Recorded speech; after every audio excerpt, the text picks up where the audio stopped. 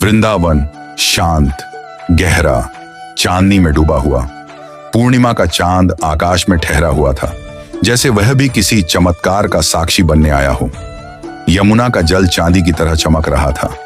कदम्ब के वृक्ष हवा में झूम रहे थे और उस दिव्य रात में खड़े थे स्वयं श्री कृष्ण, नीलवर्ण, मोरपंख मुकुट, पीतांबर और अधरों पर रहस्यमयी मुस्कान। उन्होंने धीरे से बांसुरी उठाई, आंखें बंद की, पहला स्वर निकला और उसी क्षण समय रुक गया। वह धुन साधारण नहीं थी, वह हृदय में प्रवेश करती थी। एक गोपी दूध दुह रही थी, हाथ रुक गया। वह कांपती आवाज में बोली, यह श्याम है। दूसरी गोपी बोली, नहीं, यह तो मेरे प्राणों की आवाज है। तीसरी के हाथ से दीपक गिर गया। सभी एक दिशा में दौड़ी। क्यों? क्योंकि यह आकर्षण नहीं, यह आत्मा का अपने परमात्मा की ओर खींचना था। वे वन पहुंची। कृष्ण मुस्कुरा रहे थे। एक गोपी बोली, प्राणनाथ, आप हमें बुलाते क्यों हैं? कृष्ण हंसे, मैंने तो केवल बांसुरी बजाई, जो मेरे हैं वही चले आए। रास आरंभ हुआ और चमत्कार हुआ। कृष्ण हर गोपी के साथ थे। हर गोपी को लगा, श्याम केवल मेरे हैं। चांद ठहर गया, हवा थम गई, यमुना की लहरें शांत हो गईं और तभी वन के मार्ग से आईं स्वयं प्रेम की प्रतिमा राधा। उनके कदम पड़ते ही भूमि सुगंधित हो गई। कृष्ण की आंखें ठहर गईं। दोनों की दृष्टि मिली और संसार जैसे विलीन हो गया।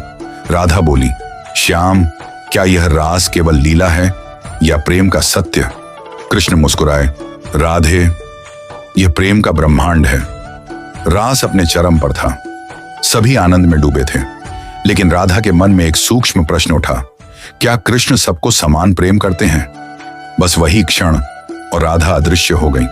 संगीत रुक गया। चांद की रोशनी फीकी पड़ गई। गोपियां घबराईं। कृष्ण ने चारों ओर देखा। राधा नहीं थी और पहली बार ब्रह्मांड के स्वामी की आंखों में व्याकुलता आई। उन्होंने बांसुरी गिरा दी और अकेले वन में निकल पड़े। उन्होंने वृक्षों से पूछा, क्या तुमने मेरी राधा को देखा? उन्होंने यमुना से कहा, हे कल कल बहने वाली, क्या मेरी राधा तुम्हारे पास आई? उनकी आवाज कांप रही थी। ये वही कृष्ण थे जिन्हें संसार ईश्वर कहता है, लेकिन आज वह केवल एक प्रेमी थे। राधे, यदि तुम नहीं तो यह रास किसके लिए? यदि तुम नहीं तो यह बांसुरी किसके लिए? उधर राधा एकांत में खड़ी थी, आंखों में आंसू। श्याम, मैंने आपको परखा नहीं, बस मन में प्रश्न आ गया। प्रकृति मौन थी, पत्ते तक नहीं हिल रहे थे। धीरे धीरे राधा प्रकट हुई, लेकिन इस बार मिलन अलग था।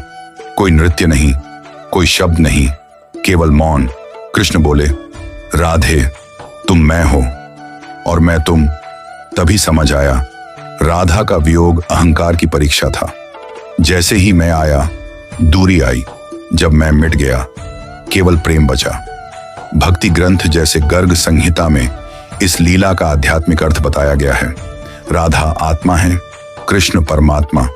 जब आत्मा स्वयं को अलग मानती है, वियोग होता है। जब समर्पण करती है, मिलन होता है। वृंदावन की वह रात समाप्त हुई, लेकिन उसका संदेश अमर हो गया। जब भक्त प्रेम में खो जाता है, तो भगवान भी उसे खोजने निकल पड़ते हैं। राधा और कृष्ण अलग दिखते हैं, पर हैं एक ही। जैसे दीप और उसकी लौ, जैसे सागर और उसकी लहर। जब भी तुम प्रेम में मैं छोड़ देते हो, वहीं रास आरंभ हो जाता है और तब ईश्वर तुम्हें खोजने निकल पड़ते हैं।